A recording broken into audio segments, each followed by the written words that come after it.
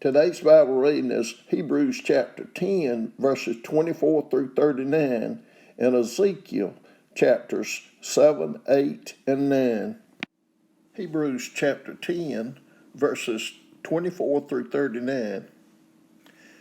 And let us consider how we may spur one another on toward love and good deeds, not giving up meeting together, as some are in the habit of doing, but encouraging one another, and all the more as you see the day approaching.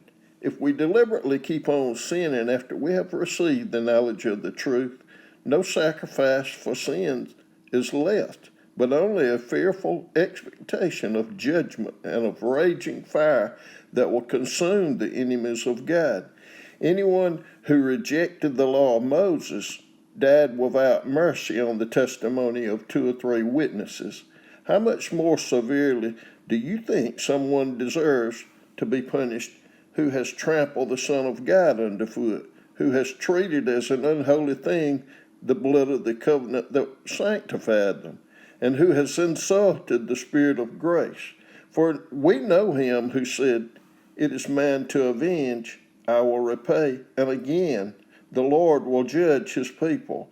It is a dreadful thing to fall into the hands of the living God. Remember those earlier days after you had received the light, when you endured in a great conflict full of suffering. Sometimes you were publicly exposed to insult and persecution. At other times you stood side by side with those who were so treated. You suffered along with those in prison and joyfully accepted the confiscation of your property because you knew that you yourselves had better and lasting possessions. So do not throw away your confidence. It will be richly rewarded. You need to persevere so that when you have done the will of God, you will receive what he has promised, for in just a little while, he who is coming will come and will not delay. But my righteous one will live by faith, and I take no pleasure in the one who shrinks back. But we do not belong to those who shrink back and are destroyed, but to those who have faith and are saved. Ezekiel chapter 7. The word of the Lord came to me, "Son of man, this is what the sovereign Lord says to the land of Israel. The end has come upon the 4 corners of the land. The end is now upon you, and I will unleash my anger against you. I will judge you according to your conduct and repay you for all your detestable practices. I will not look on you with pity. I will not spare you. I will surely repay you for your conduct and for the detestable practices among you. Then you will know that I am the Lord." This is what the sovereign Lord says. Disaster, unheard of disaster. See, it comes. The end has come. The end has come. It has roused itself against you. See, it comes. Doom has come upon you who dwell in the land. The time has come, the day is near. There is panic, not joy on the mountains. I am about to pour out my wrath on you and spend my anger against you. I will judge you according to your conduct and repay you for all your detestable practices. I will not look on you with pity. I will not spare you. I will repay you for your conduct and for the detestable practices among you. Then you will know that it is I, the Lord, who strikes you. See the day. See, it comes. Doom has burst forth. The rod has budded. Arrogance has blossomed. Violence has risen, a rod to punish the wicked. None of the people will be left, none of the crowd, none of their wealth, nothing of value. The time has come. The day has arrived. Let not the buyer rejoice, nor the seller grieve, for my wrath is on the whole crowd. The seller will not recover the property that was sold as long as both buyer and seller live. For the vision concerning the whole crowd will not be reversed. Because of their sins, not one of them will preserve their life. They have blown the trumpet, they have made all things ready. But no one will go into battle, for my wrath is on the whole crowd. Outside is the sword, inside are plague and famine. Those in the country will die by the sword. Those in the city will be devoured by famine and plague. The fugitives who escape will flee to the mountains. Like doves of the valley, they will all moan, each for their own sins. Every hand will go limp, every leg will be wet with urine. They will put on sackcloth and be clothed with terror. Every face will be covered with shame, and every head will be shaved. They will throw their silver into the streets, and their gold will be treated as a thing unclean. Their silver and gold will not be able to deliver them in the day of the Lord's wrath. It will not satisfy their hunger or fill their stomachs, for it has caused them to stumble into sin. They took pride in their beautiful jewelry and used it to make their detestable idols. They made it into vile images. Therefore, I will make it a thing unclean for them. I will give their wealth as plunder to foreigners, and as loot to the wicked of the earth who will defile it. I will turn my face away from the people, and robbers will desecrate the place I treasure. They will enter it and will defile it. Prepare chains, for the land is full of bloodshed, and the city is full of violence. I will bring the most wicked of nations to take possession of their houses. I will put an end to the pride of the mighty, and their sanctuaries will be desecrated. When terror comes, they will seek peace in vain. Calamity upon calamity will come, and rumor upon rumor. They will go searching for a vision from the prophet. Priestly instruction in the law will cease. The counsel of the elders will come to an end. The king will mourn. The prince will be clothed with despair, and the hands of the people of the land will tremble. I will deal with them according to their conduct, and by their own standards I will judge them. Then they will know that I am the Lord. Ezekiel chapter 8.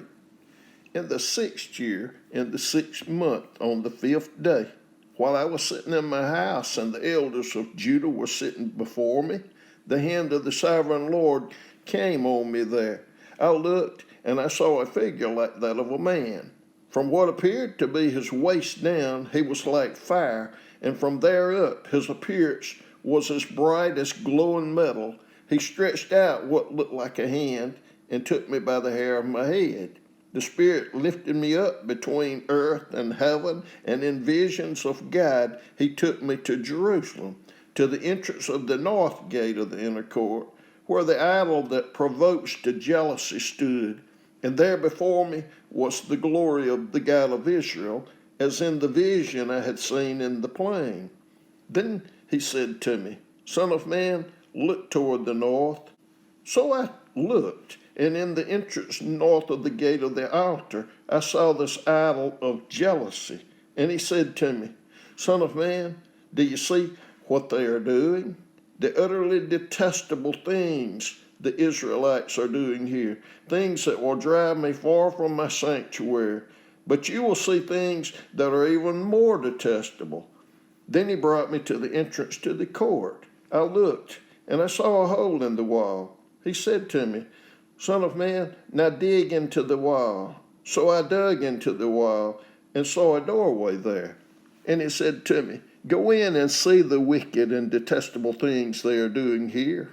So I went in and looked, and I saw portrayed all over the walls all kinds of crawling things and unclean animals and all the idols of Israel. In front of them stood 70 elders of Israel, and Jaazaniah, son of Shaphan, was standing among them. Each had a censer in his hand, and a fragrant cloud of incense was rising.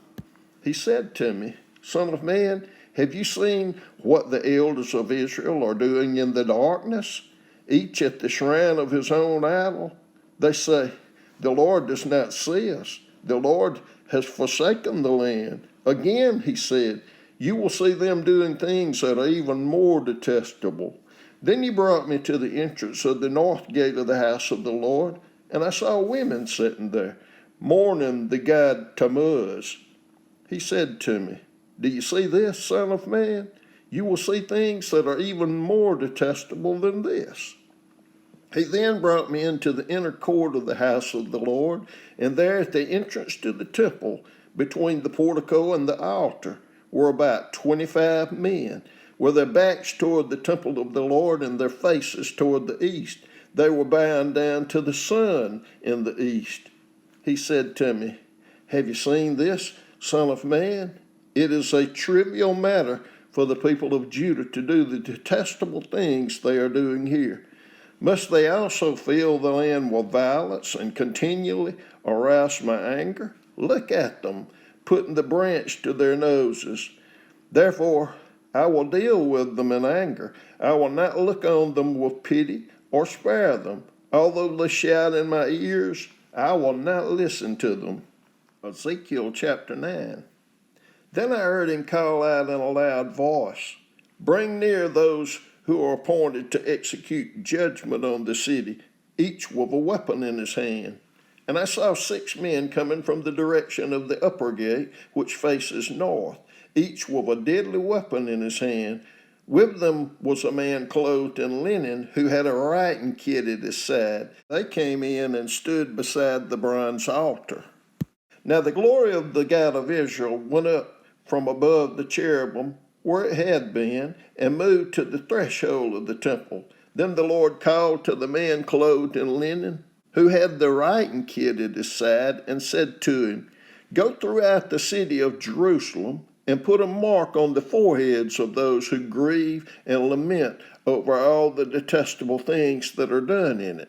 As I listened, he said to the others, "Follow him through the city and kill, without showing pity or compassion. Slaughter the old men, the young men, and the women, the mothers and children, but do not touch anyone who has the mark. Begin at my sanctuary."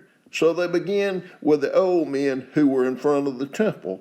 Then he said to them, "Defile the temple and fill the courts with the slain. Go." So they went out and began killing throughout the city. While they were killing, I was left alone. I fell face down, crying out, "Alas, sovereign Lord, are you going to destroy the entire remnant of Israel in this outpouring of your wrath on Jerusalem?" He answered me, "The sin of the people of Israel and Judah is exceedingly great. The land is full of bloodshed, and the city is full of injustice. They say, 'The Lord has forsaken the land. The Lord does not see.' So I will not look on them with pity or spare them, but I will bring down on their own heads what they have done." Then the man in linen with the writing kit at his side brought back word, saying, "I have done as you commanded.